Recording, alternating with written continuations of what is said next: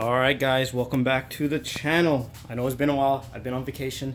I'm gonna just talk to you guys about what the future plans with the RSX is. I know I talked about it a little bit in the past, but now that I'm back from vacation, I'm gonna start tackling it. I just actually came back from a pull. I didn't record it because I didn't know how it was gonna go, but car is running right, it's running good.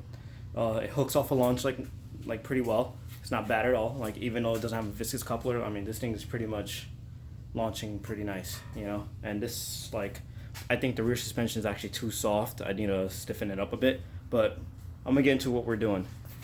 All right, so right off the bat, you guys can see I got my new intake in. That's actually the main reason why I went out to test the intake temps. It's a really hot day, so I thought, hey, today might be the best day to do some testing. So I got that done, and the intake temps are much lower and they stay low no matter how, like, the harder I do a pull, the faster I'm going, the colder intake temps are getting. So that's a good sign. So that's looking good. So the next part will actually be doing the downpipe. I'm gonna get to the downpipe. I got all my parts, my piping down there that I need. So downpipe is next. But other than that, all right. So originally I did my all-wheel drive swap using RSX trailing arms, and it works with slight modifications, but it's not worth it, guys. Just get CRV or Element trailing arms. They're not expensive. The biggest problem was that I actually had if you see how straight my toe is now, I had a toe out issue, a really bad one. And I had to modify the trailing arms for it to work. So just got the Element trailing arms and now we're good. So I don't have to worry about that. So, yeah, so that's the whole all-wheel drive system is officially done. Car is a working all-wheel drive car. Everything's running perfect. I just did 3 fucking launches on the street, hooking, fucking first through third, the rear diff mount all holding up. I mean, granted, I don't make a shit ton of power, but I mean, I don't even hear any noise coming from the rear end. So that's all looking good. I have a rear crash bar under here too as well. All right, so now what we're gonna get into next, other than the downpipe. Once the downpipe is done, we are putting VTEC back in. So I should have everything here. So all my pins and everything should still be here. I didn't touch it, and if I'm missing some, I'll just order some. But I think we're good. So I'm gonna put VTEC back in. Lost motion springs, all that is going back in, and we're gonna basically make the 2.5 downpipe, and we're gonna stop the downpipe right up where that shifter box is, kind of.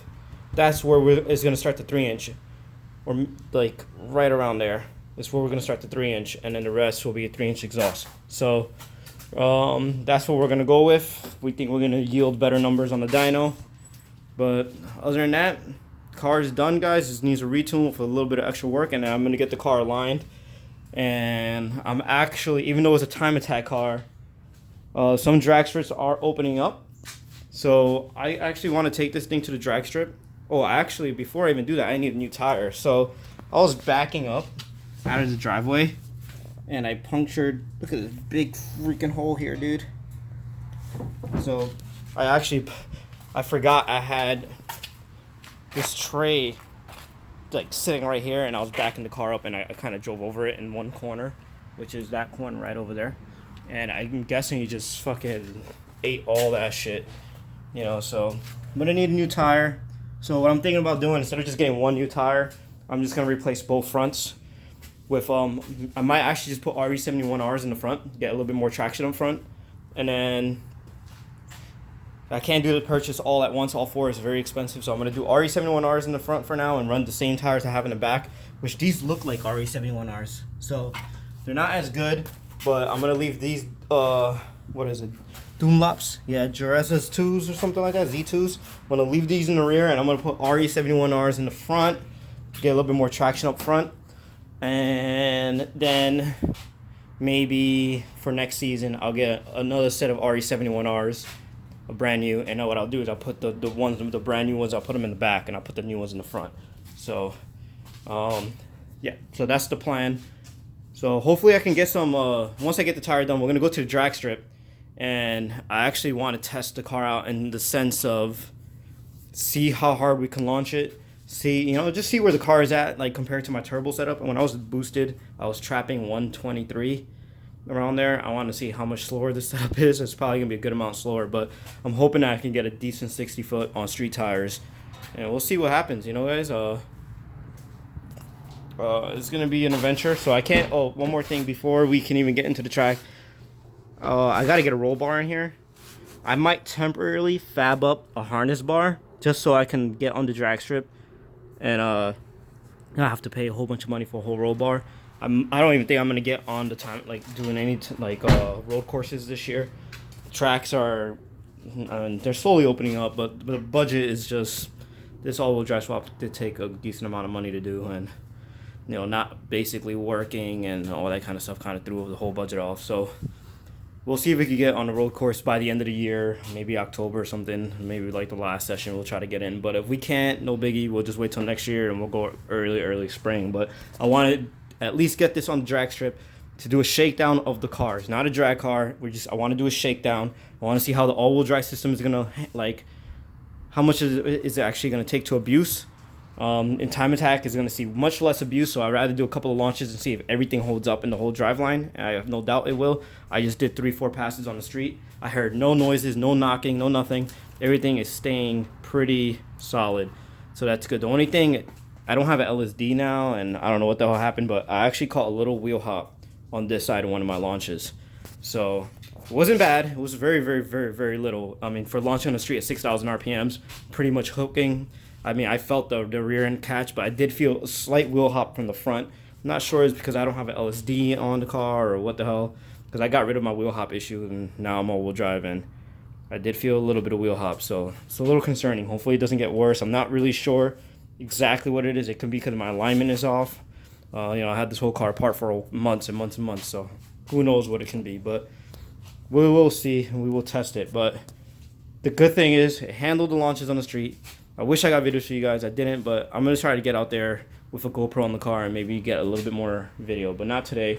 The car is way too loud.